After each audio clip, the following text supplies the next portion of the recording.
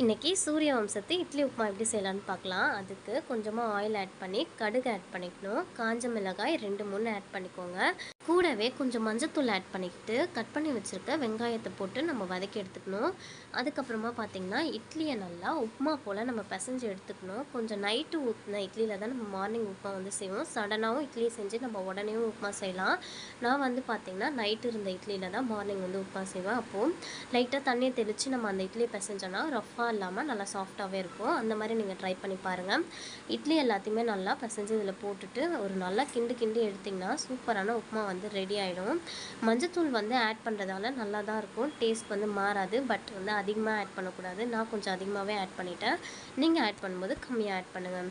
அந்த மூவியில் இட்லி உப்புமா இப்படி தான் செய்வாங்களான்னு தெரியாது. ஆனால் நான் வந்து இப்படி தான் செய்வேன். உங்களுக்கு இந்த வீடியோ பிடிச்சிருந்துன்னா நம்ம சேனலை சப்ஸ்கிரைப் பண்ணிடுங்க. நீங்கள் எப்படி செய்வீங்கன்னு கமெண்ட் பண்ணிடுங்க. Tata bye bye. நெக்ஸ்ட் வீடியோவில் பார்ப்போம்.